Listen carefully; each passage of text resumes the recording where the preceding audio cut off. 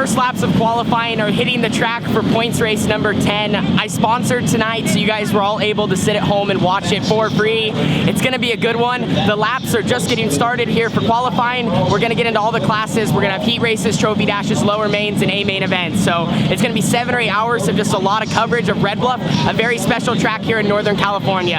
Hopefully you guys watch the stream. We're gonna have a good vlog. Let's get into it.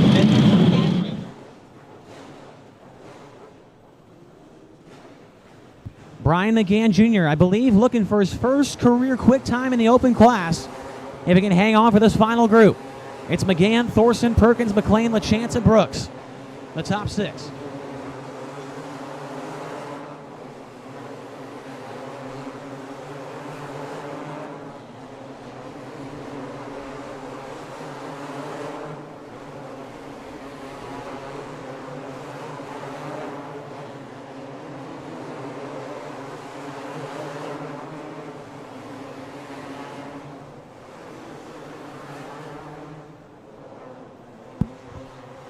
Checkered flags out, and the fastest driver, the 18T Tanner Holmes, 11th quick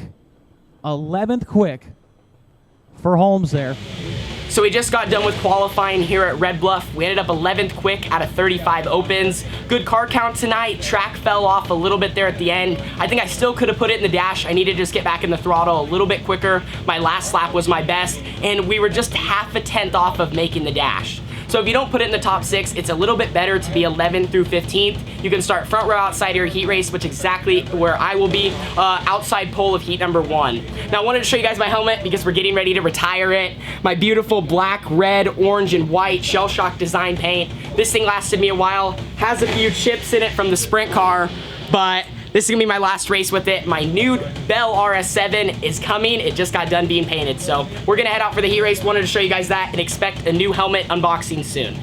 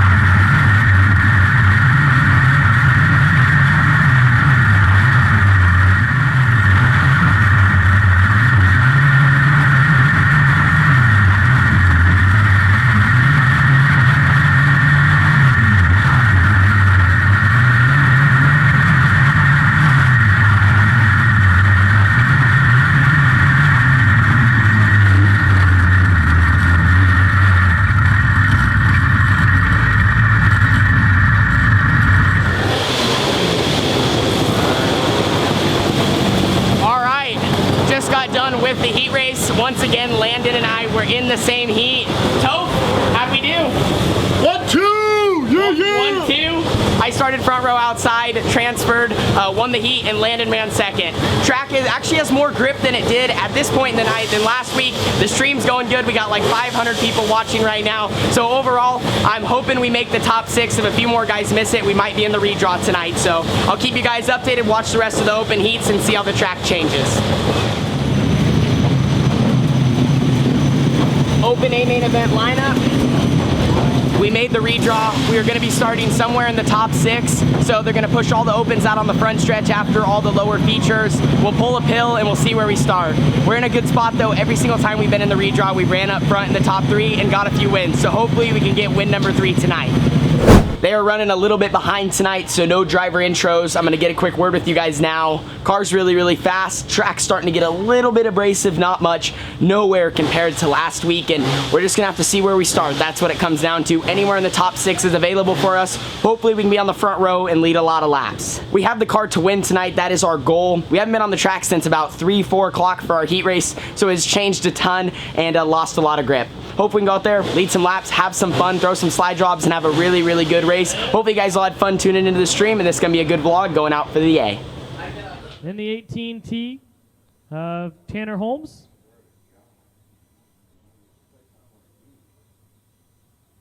So Tanner gets the 3. So the 1 is still out there. Next up, the 07H of Shane Graham.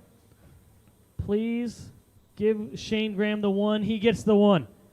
Back start 16th and race for $5,000 in the Fast 4 Media Back Row Challenge. And we get a thumbs up from Shane Graham. The Busch Light sponsored 07H is going to go to the back and race for $5,000.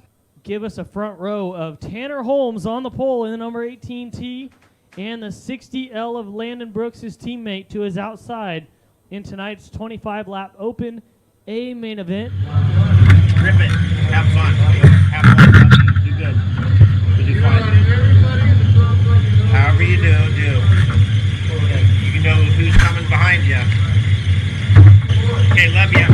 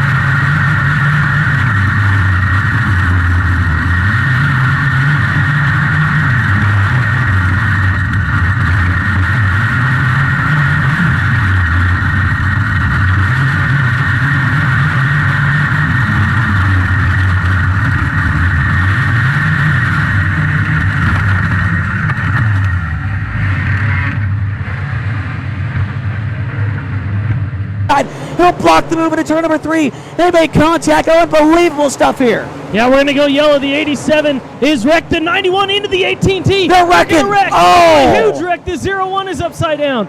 And that changes everything. The 01 goes upside down. That's going to save the 18T and the 91. They're going to be back at the front of the field. Tyler Seavey needs to... I thought that was his steering wheel that just came out of the car, because I think he realizes with that red flag, he just got saved. The 01 came in there and T-boned the 91, the 18T. They're sliding each other back and forth, and Tyler went in there, drove over the cones, got into the side of the 18T, then they kind of got hooked up together there, came down the track, and the 01, the winner of the last 2 main events, Carson Souza, comes in and clobbers him.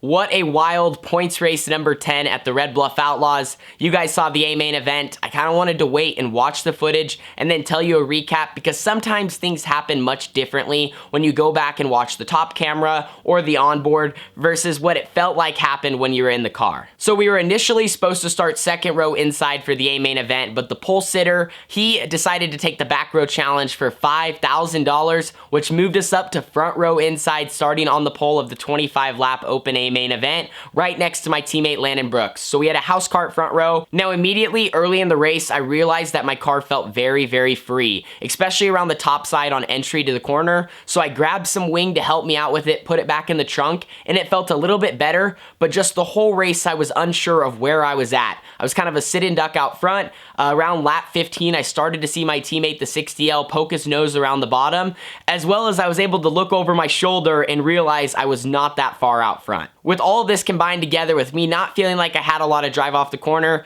being a little bit on the loose side, which I'm more of a tight car driver, and then noticing that I'm not that far out front, it just led me into making some decisions that weren't the best for the outcome of winning the race. So I elected to start on the bottom on a restart with about 7 or 8 to go, which that was fine, but this is kind of where it goes downhill. I chose the lane of running the bottom into 1, and the top was just faster. My teammate got around me, I slid him into 3, and then this is where it gets even crazier. He's able to cross me and get back by, and then about a lap later, I end up battling for second with the 91, and you guys saw we got hooked into 1 and 2 as he kind of tried to make something happen when I blocked the bottom, and unfortunately it took out a few other cars as we spun across the track. I really don't have much to say about the incident. I think we were both kind of going for the bottom. I felt like I had the 91 cleared, but it's hard to say. You know, there wasn't much of a hole there. He tried to make something happen and ended up we getting hooked and a red coming out. But since the red came out, it saved me and I was able to get my spot back, because in outlaw karts, only the flipped race car has to go to the back. Everyone else involved during a red gets their spot back. So I ended up restarting in second, was able to run the bottom for 3 laps, kind of hang with the 60, but the top ultimately was just a little bit better and we came home in the second spot on the podium.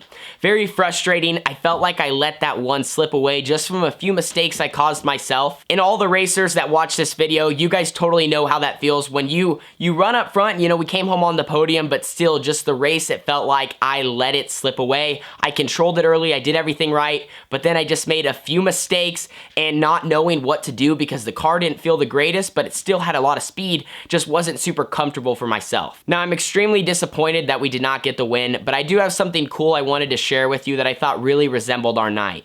So on our way home from Red Bluff to Oregon, I was scrolling through my phone and I came across an interview with Kobe Bryant.